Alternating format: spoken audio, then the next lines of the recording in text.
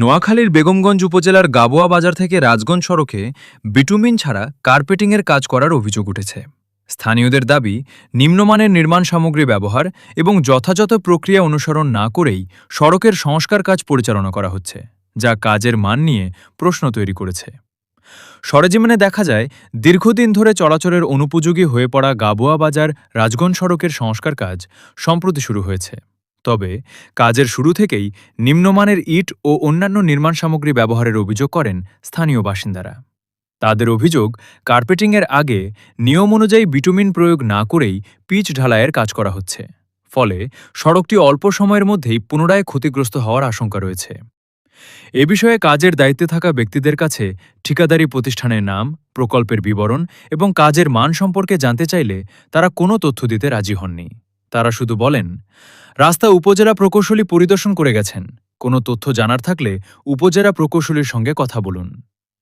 অভিযোগের বিষয়ে জানতে চাইলে বেগমগঞ্জ উপজেলা প্রকৌশলী অভিযোগ অস্বীকার করে বলেন, আমি নিজে সড়কের কাজ পরিদর্শন করেছি। কার্পেটিংয়ের আগে নিয়ম অনুযায়ী বিটুমিন প্রয়োগ করা হয়েছে। কাজটি নির্ধারিত মান বজায় রেখেই বাস্তবায়ন করা হচ্ছে। তেল দেওয়া হয় নাই, মানে তেল বলতে কি, প্রাইম কোট করতে হয়। হ্যাঁ, সারফেসে ডাব্লিউএম সারফেসে প্রাইম কোট করতে হয়। প্রাইম কোট করা হয়েছে, সে ছবিও আছে। আপনি সাইডে গেলে এগুলো ছবিগুলো যারা ছিল তাদের মোবাইলও আছে। প্রাইম কোট করার পরে প্রাইম কোট রেখে ওই রাস্তায় তো প্রাইম কোট রেখে দেওয়া হয়। এই প্রাইম কোটটা কি থাকে? বিটুমিন থাকে, কেরোসিন থাকে।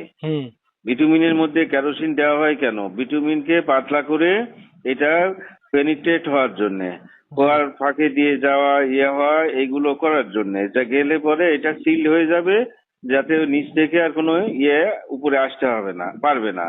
আর কেরোসিনটা উড়ে চলে যাবে, কেরোসিন ওইখানে থাকবে না। হ্যাঁ, তার এই যে ফাঁকে ফাঁকে বা যে বিটুমিনটা থাকলো, এইটার উপরে পরে কার্পেটিং হবে।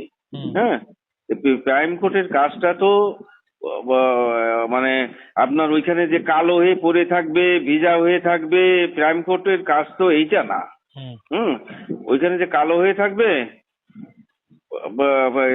মানে ভিজা কালো হয়ে থাকবে, প্রাইম কোটের কাজ তো এইটা না। নিয়ম হলো 24 থেকে 72 ঘন্টা। হ্যাঁ, এটা রাখতে হয় 24 থেকে 72 ঘন্টা পর্যন্ত প্রাইম কোট রাখতে হয়, তারপরে কাজ করতে হয়।